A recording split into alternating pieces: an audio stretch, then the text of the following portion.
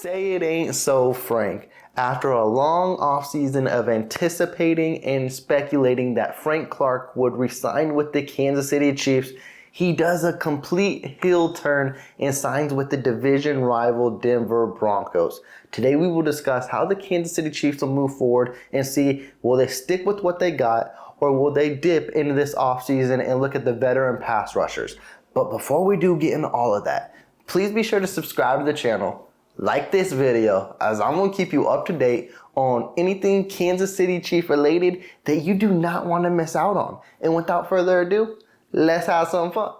Well, the unexpected happened. Frank Clark signing with the division rival Denver Broncos. And my initial thought, right when I saw the notification pop on my phone, I was like, whoa. This is kind of shocking. Not shocking that Frank Clark signed with a different team because it's expected. He's a free agent. It's getting closer to training camp. And the Kansas City Chiefs, if they were going to make the move, they needed to make it sooner rather than later. The shocking part was signing with the rival Denver Broncos. That's something I didn't expect. It was completely blindsided, hit out of left field. And honestly, it's a sneaky good addition by the Denver Broncos. We already know what Frank Clark can bring to that team and also what Kansas City will be missing without Frank Clark. So what we're going to do in this video is we're going to discuss a little bit about Frank Clark. We're going to see how the Kansas City Chiefs will move forward and if they need to address the pass rushing position, whether it be trading for a veteran pass rusher or there's still a lot of guys in this free agent period where some proven veteran pass rushers, some former Kansas City Chiefs that can help be rotational guys on this team. Let's focus on Frank Clark a little bit though. It's funny because we all anticipated, we all expected that he was going to re-sign with the Kansas City Chiefs. We honestly thought it was done, signed, sealed, delivered, but that just wasn't the case. And honestly, the more and more you look into it, I don't ever think it was ever going to be the case. I don't even think it was that close. Now, do I believe the Kansas City Chiefs were interested? Yes. But I believe it was at their price. Now, remember, the reason why the Kansas City Chiefs cut Frank Clark was because his contract was too rich. Now, a lot of you can bring knowledge to me, but the Kansas City Chiefs had to eat a lot of dead money from cutting Frank Clark. Now, I don't know if that money goes towards Frank Clark or if that's just dead cap space. Let me know in the comments down below. Educate me. I would be more than happy to learn that. But they're basically stuck with Frank Clark's dead money there. So to then dip back into that pool and reinvest, it was going to be very, very slim. It was going to be like bare minimum. And one, the Kansas City Chiefs don't have much money to work with at the moment. Now, yes, can they create space? Of course. But will they do it in this scenario where they already had to release a guy and then pay him again? You can see why it was highly unlikely. And then when you see the deal the Denver Broncos gave him, which is a 1 year worth up to $7.5 million, $5.5 million guaranteed, that's just a little too rich for the Kansas City Chiefs liking, definitely with all the dead cap space that's tied up to him. So I'm thankful and I'm grateful for everything that Frank Clark has brought to the Kansas City Chiefs. If it wasn't for Frank Clark, the Kansas City Chiefs wouldn't have 2 Super Bowls. There's no ifs, ands, or buts about it. Yes, his tenure with the Kansas City Chiefs was a roller coaster ride. It was up and down. We didn't get the regular season production that we hoped. But at the end of the day, there was no one who knew how to shine brightest when the lights were on, maybe besides Patrick Mahomes. Frank Clark knew how to do it in the playoff times, and I will be forever grateful for that. The swagger he brought in the playoffs, the determination, the motivation. You just saw it every single playoff game, and it'll be something that is going to be really, really missed. But now, before we focus on guys the Kansas City Chiefs might or could potentially bring in, let's focus with what they got on the roster at this time period because they've already made additions throughout the free agency and throughout the draft. The main one is Charles Omenihu. He was already going to take Frank Clark's position, and now, if it wasn't already signed, sealed, delivered, and looking like it's stamped, seal of approval, he's going to be that guy. And we're going to find out a lot about Charles Omenihu. He's a young player, a very, very promising player as well. He dominated with the San Francisco 49ers last year. He's going to be exciting. He's going to be someone enticing and fun to watch. This is where I kind of sit back and relax a little bit, because when you watch Chiefs Kingdom on social media, the number one thing they request and hope is a veteran pass rusher. Like the Kansas City Chiefs either struggled in sacks last year, or they don't have the guys on the roster, or they just didn't address it this offseason, which is all completely false, because they went out and got Charles Omenihu, who can be a very, very good pass rusher for this team and have more production than what Frank Clark has had in the regular season. I'm not going to say in the postseason, because that's going to be hard to do, but we'll have to see. That is left unscripted and unwritten, so the verdict is still out on that. But there's a reason why they really like Charles Omenihu, and he's a very promising piece. And then also in the draft, they drafted a guy like Felix Anudike-Uzomah, and then also a raw material guy in B.J. Thompson, who is an athletic freak, and his skill charts is off the charts. Like, the dude is a physical specimen. He is a freak athlete. He's one of those guys, though, will it translate into rookie year? Probably not. It's going to take a year, maybe two, before we see some good stuff coming out of B.J. Thompson. But when you focus on the room and whole, let's take a minute. Sit back, relax, because you got George Karlaftis, you got Mike Dana, you got Charles Omenihu, you got Felix Anudike-Uzomah, you got B.J. Thompson, you got Chris Jones. Don't forget, Chris Jones, yes, he is a pass rusher. He's going to be your main focal point in how to get after the quarterback. At the end of the day, can you add another guy to help? Of course you can. The theory is you can never have too many pass rushers, and I completely agree. But to say that the Kansas City Chiefs don't have a good defensive line is kind of absurd and crazy. They got guys who can definitely get after the quarterback. And I feel like I'm even missing guys out there as well. And I'm sorry if I am. That's how many guys are on this team which are very young, true potential, and have the talent to be really, really good in this league. But also, I'll pander to the audience. We'll talk about a few guys that I believe the Kansas City Chiefs can bring in. And if you haven't yet, please go to my channel. I do have a poll up right now. Wait, hold up. Let me pause a little bit. I said please go to my channel like you guys aren't already watching a video. But I have a poll out with a couple of free agent or trade candidates that the Kansas City Chiefs can look in. We're going to discuss it right here, right now. And the first guy up is Chase Young.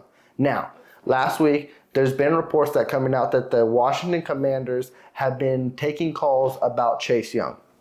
This is very intriguing. Chase Young, coming out of Ohio State in his first year as a rookie, hit the scene running with 7.5 sacks. But ever since then, injuries have plagued his career. And it's been a rough 2 seasons after that. And now the Washington Commanders have declined his 5th-year option. And as a former first-round pick, one of Brett Veach's favorite things to do is trade for a former first-round pick and try to flip it and get the most out of him. I wouldn't be surprised if the Kansas City Chiefs do go this route, to where maybe they trade a 4th or a 5th-round pick to try to get Chase Young. This is a guy whose ceiling is through the roof. Honestly, if he's completely healthy and he is full steam, all gas, no brakes, he can be the best edge rusher on this team. The verdict is out on it, but with the potential of Chase Young, it would get Chiefs Kingdom excited, and I can see why the rumors are swirling. But if they trade for him this year, I could see him being a rotational guy, to where Charles Omenihu will be your main guy, and he will rotate with the guys like a George Karlaftis or a Mike Dana. And you give him situational pass rushing snaps until he learns the playbook completely. And then once he looks like his old self, he is your every down guy to go get after the quarterback. I would most definitely welcome Chase Young. 1, it's cheap.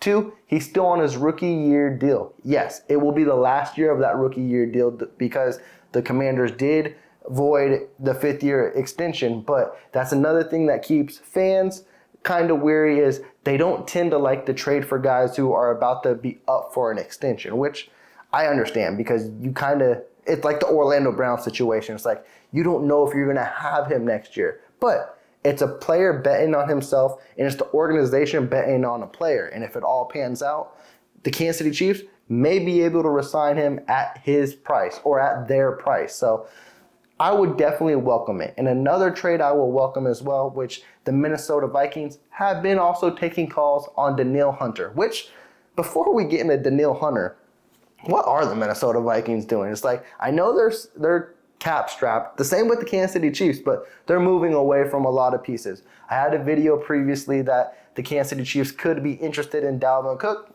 The Minnesota Vikings will officially release Dalvin Cook tomorrow, if not traded. And now another guy open up for trade scenarios is Danielle Hunter.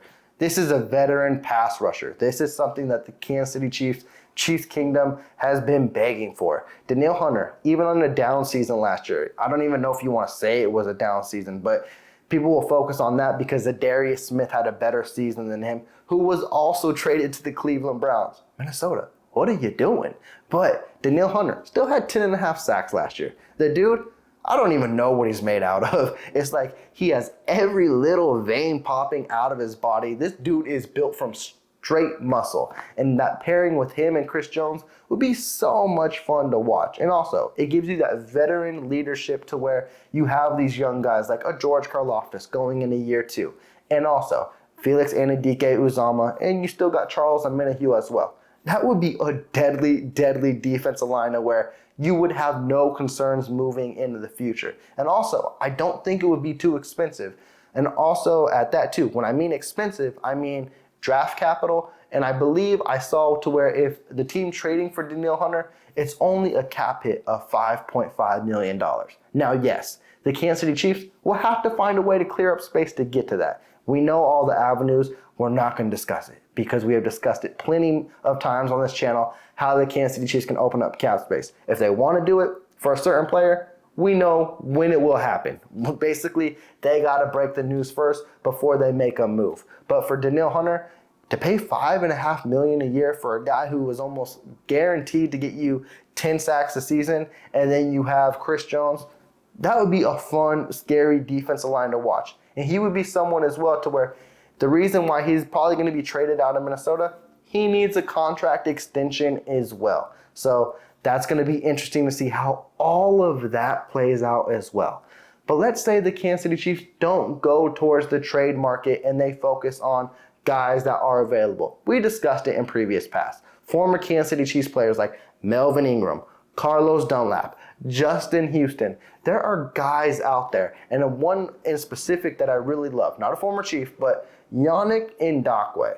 This dude played for like every single team in the NFL, and no matter where he plays, he puts up double-digit sacks. He would be someone I would love. Honestly, he's first on my list if the Kansas City Chiefs don't trade for a guy like Chase Young or Danielle Hunter. I would go after Yannick Ngakoue because he is a premier pass rusher in this league, and he is a difference maker to where bring him in for a 1 year. Shoot, 2-year deal, because I think he's just looking for stability at this point. That's actually what he mentioned. He wants to be somewhere where someone can offer him a multi-year deal and also have a chance to win Super Bowls.